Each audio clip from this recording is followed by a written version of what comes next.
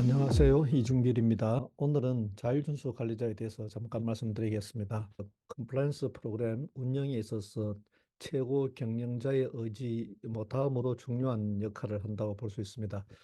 최고 경영자의 의지는 워낙 중요한 파트니까 그게 없으면은 CP 운영 자체가 형이화되거나 실질적으로 돌아가지 않을 장식에 불과할 가능성이 아주 높죠. 그래서 그 부분을 빼고 실제 컴플라이언스 프로그램, 우리 앞으로 CP라고 그냥 하겠습니다. 이 CP의 운영에 있어서 가장 중요한 역할은 역시 자율준수 관리자입니다.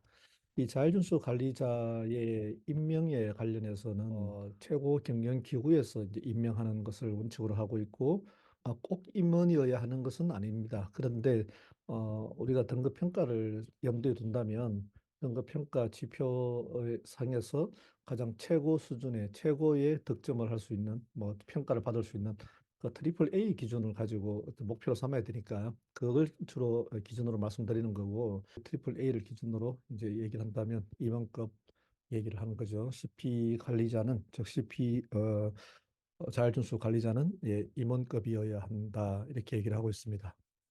근데 임원급은 좋은데 어떤 지위, 그러니까 보통 회사의 임원이 순수하게 자율준수 관리자로서 CP 운영에 관한 책임을 지는 그 임원이라면 별 큰 문제가 없습니다만은 회사의 규모에 따라서 임원이 공정거래 자율준수 프로그램 운영 하나만 맡는다는 건 좀 쉽지는 않아요. 그래서 가장 고민이, 보통 기업에서 하는 고민이 어느 부서의 임원이 맡을 거냐. 그러면은 당연히 영업이라든가 생산, 구매 등등 현업과 관련돼 있는 부서에는 당연히 제외시키는 게 맞죠.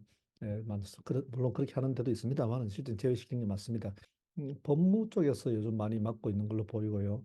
감사에서도 이제 감사에서 맡으면 어떨까라는 고민하는 데도 있습니다. 그럼 아무래도 법무, 그러니까 이런 부분은 그 실제 업무, 그 법무냐 감사냐 또는 CSR이냐 ESG냐 이런 당연히 법무 업무는 이런 업무를 하겠다 이런 규범적인, 명목적인 게 중요한 게 아니라 실제 무슨 일을 하느냐가 중요하죠. 법무에 있으면서도 예방적 법무를 하겠다 그러면 상당히 이 CP 업무가 잘 맞을 수도 있고, 감사에서도 사후 감사나 이런 개념보다는 경영 진단에 좀 중점을 두고 있다. 물론 감사팀 전체가 그런 일을 하는 건 아니고 내부적으로 이제 보통 또 팀을 나누거나 또 파트를 나눠서 또 업무를 하니까요. 그런 경영 진단에 관심을 또 갖고 있다면 그 감사 부서에서 하는 게 전혀 문제가 되는 건 아닙니다. 근데 다만 그 큰 카테고리 속에서 감사에 속해 있기 때문에 이슈가 발생을 했을 때 그 내용을 감사한테 얘기를 한다는 것이 사실 굉장히 부담스러운 일이죠. 감사는 어쨌든 움직이면 누군가 인사 제재를 받게 되는 그런 가능성이 높으니까요.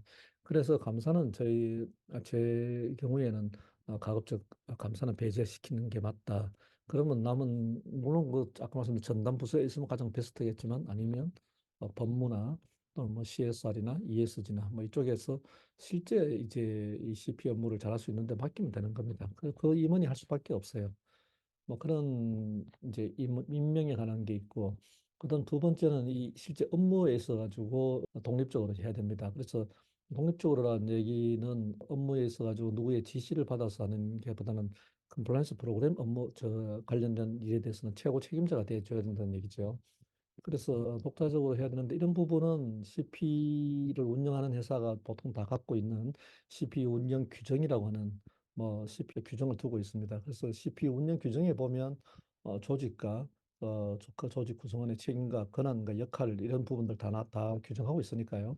그리고 이제 중요한 업무 프로세스에 관한 내용도 포함되어 있죠. 사전 업무 협의라든가 내부 고발 제도라든가 이런 것들이 다 포함되어 있습니다. 그래서 CP 운영 규정에 자율준수 관리자의 권한, 책임과 또 역할에 대한 부분들 다 규정이 되어 있으니까 그게 또 평가받을 때는 그게 이 부분에서는 그다지 낮은 점수 받는 경우는 잘 없어요. 근데 이제 그 다음에 세 번째 지표가 어떤 게 있냐면, 자율준수 관리자가 어, 임명되었다는 사실을 다양한 경로로 우리 임직원에게 전달해야 됩니다. 그 전달하는 수준이라든가 전달의 내용의 범위, 그러니까 누가 자율준수 관리자다라고만 얘기하는 것하고 어떤 사람이 자율준수 관리자인데 그 역할은 무엇이다라고 얘기하는 것하고 뭐 차이가 있겠죠. 그런 임명 사실과 또 관련 전달한 범위를 보고 평가를 하는데 이 부분은 뭐 보통은 임명하게 되면 다 인사명령 사내 게시판에 게시하게 되고 또 그 외에도 CP 활동을 하다 보면 뭐다 자율준수 관리자가 사회를 보게 되거나 또는 자율준수 관리자의 이름으로 공지를 하거나 이런 일들이 계속 일어나기 때문에 실제 자율준수 관리자가 누구냐 하는 것은 뭐 쉽게 알 수 있습니다. 그런데 이 알 수 있게 했다는 것만 가지고 사실 다 임직원들이 우리 회사의 자율준수 관리자는 누구다라고 얘기할 수 있느냐 하면 막상 설문조사 같은 거 해보면 그렇지 않습니다. 실제 뭐 자율준수 관리자 등급 평가를 하기 위해서 여러 가지 활동들은 다 하고 있지만 그 효과성 부분에 있어 가지고 실제 임직원들이 그만큼 인식하거나 또 자기 업무에 있어 가지고 그 필요를 느낀다거나 이 나와 어떤 관계가 있는지 이런 부분을 자율준수 관리자가 잘 알고 있어야 됩니다. 내가 이 일을 하는데 우리 임직원들이 실제 도움을 받아야 되는 거니까요. 평가를 받는 게 궁극적인 목적은 아니지 않습니까? 가장 중요한 건 실제 우리 조직의 리스크가 관리가 되고 어떤 위기나 또는 법 위반의 우려가 있는 상황들이 발생하지 않도록 하는 게 중요한 거니까 이런 부분에 대해서는 자율준수 관리자가 가장 책임감을 느껴야 됩니다. 뭐 이 외에도 자율준수 관리자가 워낙 중요한 역할을 하기 때문에 상당히 뭐 여러 가지 관점에서 얘기는 할 수 있는데 우리가 너무 규범적인 얘기하기보다는 그러니까 자율준수 관리자는 어떤 사람이 되어야 한다 또는 자율준수 관리자는 어떤 일을 해야 한다 뭐 이런 당위적인 얘기보다는 실제 이 일을 잘할 수 있는데 어떤 장애가 있는지 또 우리 현실은 어떤 건지 조직마다 또 다르잖아요. 그 각자 각양각색의 조직의 문화나 또 실제 파워 게임 어떻게 벌어지고 있는지 이런 데에 따라 가지고 실질적으로 운영 잘 할 수 있도록 하기 위해서는 또 우리가 어떤 지표, 어떤 기준을 가지고 평가해야 될 건지 뭐 계속 뭐 지속적으로 고민하고 연구도 하고 서로 또 항상 많은 대화를 해보고 이렇게 할 필요가 있다는 생각입니다. 예, 이상입니다. 감사합니다.